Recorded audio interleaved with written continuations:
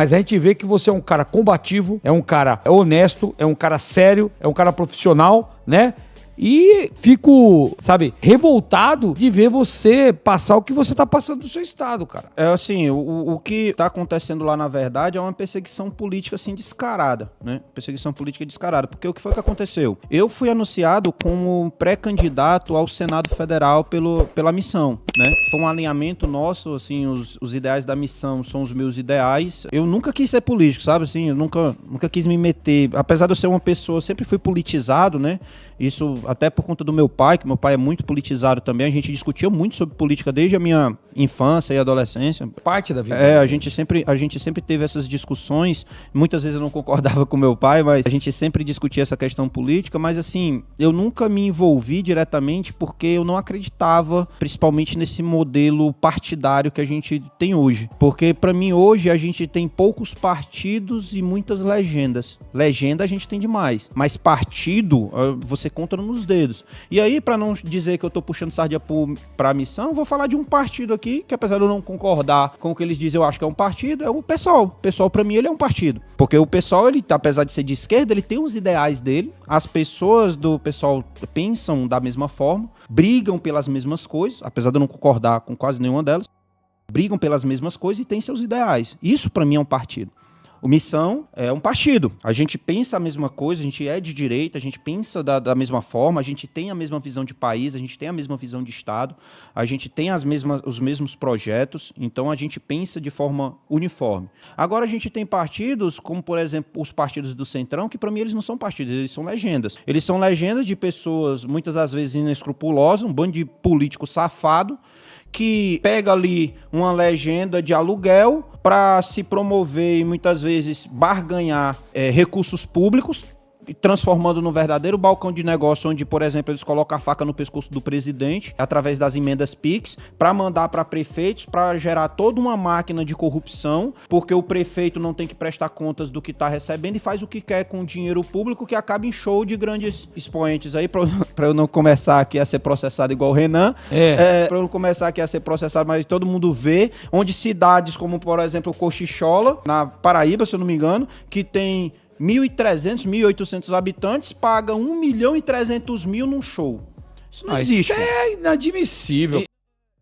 É absurdo. Então, a gente tem muitas legendas onde políticos sem vergonha faz isso aí. Então, por isso que eu nunca quis me envolver, porque eu não me vejo nesse mundo, eu não me vejo com esses caras, eu não me vejo do lado deles. Eu tenho decência, eu tenho escrúpulos, eu aprendi isso em casa, isso foi aí potencializado pela Polícia Militar, foi potencializado pela Polícia Civil, então eu não me misturo com vagabundo.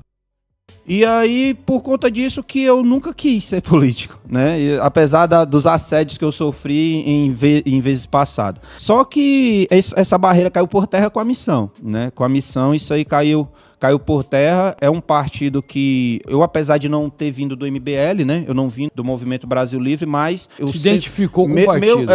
Os mesmos ideais, os mesmos valores, assim. E eu acho que todo bom cidadão, ele tem os mesmos valores do MBL. Se ele parar para observar, ele tem os mesmos valores do MBL. Ele pode até não saber disso, mas ele tem. E aí, quando houve essa aproximação natural depois que o MBL virou partido, né, através da missão, foi aquela coisa mesmo da chave fechadura, né, assim, da luva na mão. E aí a gente montou juntos esse projeto e me lançaram pré-candidato ao Senado Federal, né? E aí começou as perseguições. A missão é oposição, claro, né? Oposição a esse modelo. O governo lá do Ceará é o governo do PT, né? Isso.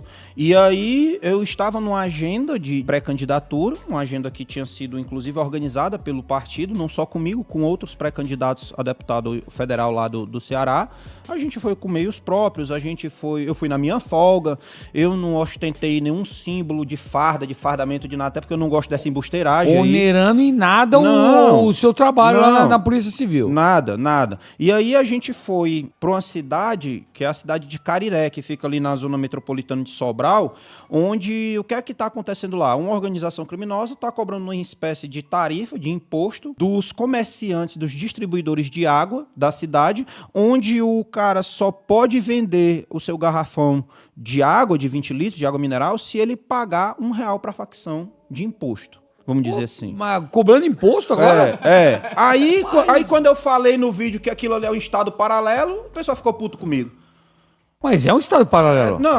Exatamente. E aí eu fui até o local, nós fomos, né? O partido foi até o local para verificar a situação. Nós fomos os primeiros aí a noticiar esse absurdo. Cara, assim, era o comerciante falando para mim, eu com vontade de tacar a cabeça na parede de ódio, de raiva mesmo assim, porque o cidadão chegou para mim e disse assim, doutor, ó, esse galão aqui que o senhor tá comprando, ele custava R$7, agora ele custa 8, porque R$1 tá indo pra facção.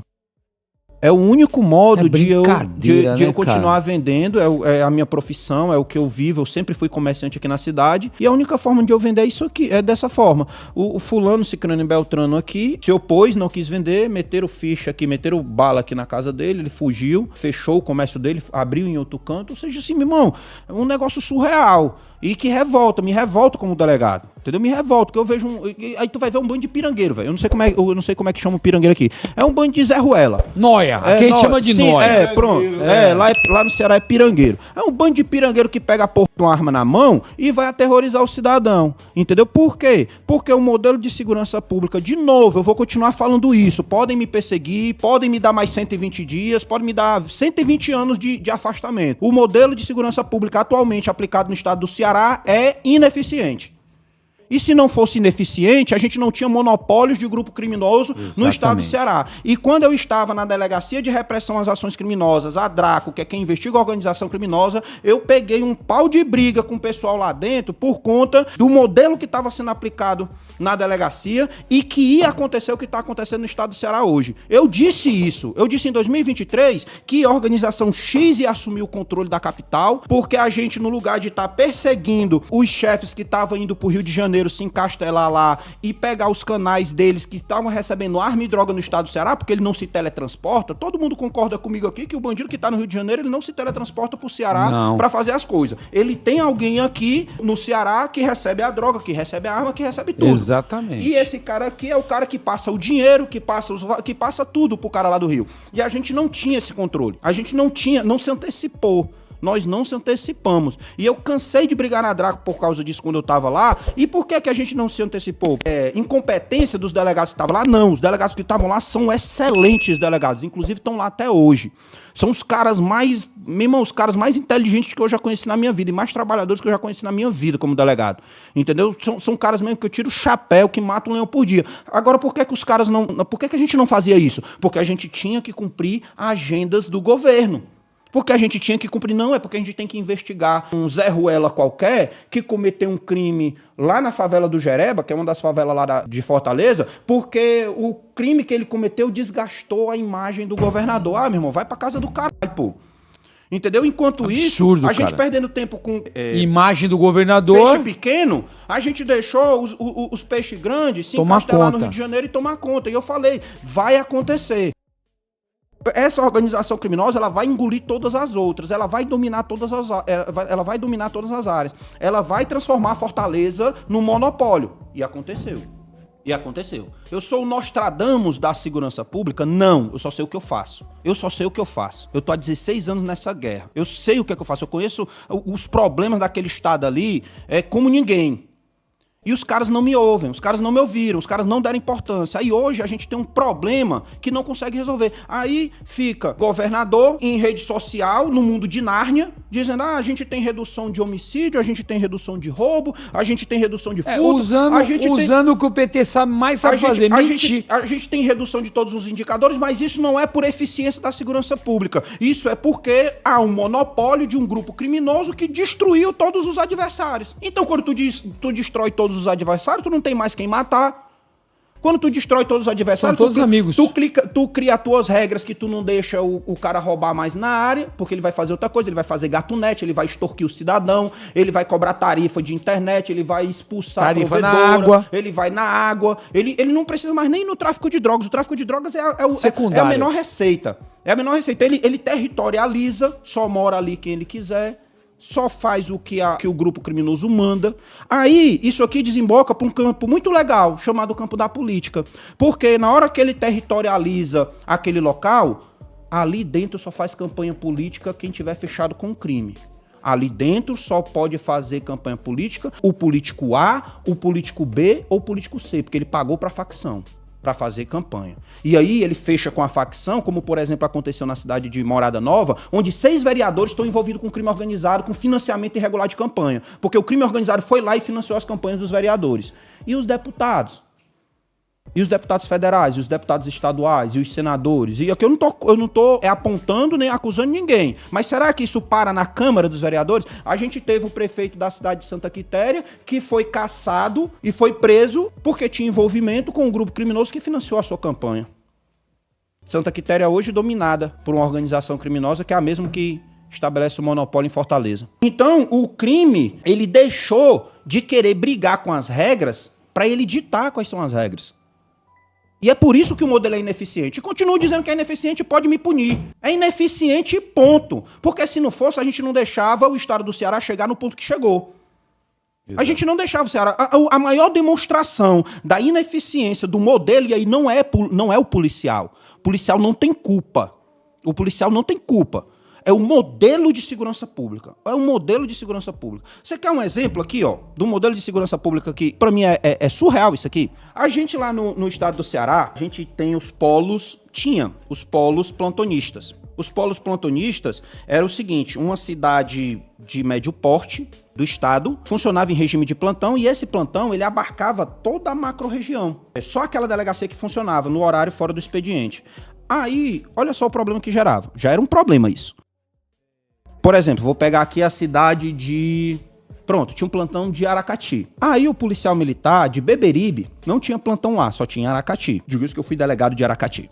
Aí ele saía de Beberibe, ia até Aracati, que dá mais ou menos 70 km, para fazer um flagrante. E tem cidades, lá em Beberibe nem tanto, mas tem cidades que às vezes só tem uma composição da polícia militar. Aí quando essa composição da polícia militar sai daqui e vai fazer o flagrante... Fica sem ninguém. Concorda comigo? Fica sem ninguém? Ninguém. E aí quando não tem lei e ordem, o crime faz o que quer. Domina. E aí o cara desloca. Isso acontece em todo o interior do estado. O cara desloca daqui pra cá pra fazer um flagrante, desguarnece aqui a cidade. Aí ele vai fazer o flagrante, que muitas vezes demora, porque o nosso modelo de flagrante é um negócio absurdo, e isso aí é problema de legislação, não é problema da Polícia Civil. Muitas vezes as pessoas ficam atribuindo ao delegado, mas não é culpa do delegado. É culpa da legislação que obriga que o delegado siga certos protocolos, que se ele não seguir, ele vai ser punido. Aí eu vou pegar e vou fazer uma coisa atropelada para depois vir para cima de mim? Não, eu vou ter que fazer exatamente como está dizendo na lei. Seguir o rito, né? Seguir o rito. E aí a culpa não é do delegado. E aí demora um procedimento moroso, burocrático, que poderia ser muito mais efetivo. E, de novo, não é culpa do delegado, é culpa das leis, que a gente precisa mudar. Nosso Código de Processo Penal é de 1941. Absurdo. O nosso Código Penal é de 1940. Absurdo. A gente estava na Segunda Guerra Mundial. Foi antes da Guerra Fria. Enfim. E aí o PM pega e sai. Aí fica a cidade desguarnecida. Aí os caras têm uma ideia genial. A Polícia Civil do Ceará teve uma ideia genial. Eu achava que eles iam ter essa ideia. Eles criaram uma coisa chamada plantão virtual. O que é o plantão virtual? Digo isso porque eu já tirei plantão lá. Inclusive, os delegados do plantão virtual trabalham pra caralho. Meu irmão, trabalha. Eu tirei uma vez um plantão virtual que em 24 horas a gente fez mais de 70 flagrantes. Foi um negócio assim surreal. 24 horas mesmo ali, ó. É um grupo de delegados, fica 5, 6, 7 delegados além. Só fazendo flagrante. Só fazendo flagrante de forma virtual. Só que, olha só, os caras pegam uma ideia genial e eu sou defensor do plantão virtual. O plantão virtual, ele é uma coisa boa, mas não da forma como está sendo executado no estado do Ceará. Porque o que foi que os caras fizeram? Os caras pegaram os polos presenciais das grandes cidades e os caras tiraram o delegado do polo presencial e transformaram no virtual. Ou seja, os caras já tinham um problema. Descobriram um santo e cobriram o outro. Já tinha um problema que era esse deslocamento da PM, que demorava, vou pegar um exemplo aqui que você não vai acreditar. Lá no Ceará tem uma cidade no Trairi. Trairi fica a mais de 100 km da capital. A PM sai do Trairi, vai fazer o flagrante em Caucaia, virtual, e tem que entregar o preso em Fortaleza, pra depois voltar e rodar mais 120 km de volta pro Trairi. Você é louco, mano. Num flagrante, o cara perde o dia todo. Um flagrante, pronto, a PM saiu do local da cidade e não volta mais naquele dia. Aí os caras pegaram, tiraram o plantão físico e colocaram o virtual. Porra, tu trocou 6 por meia dúzia.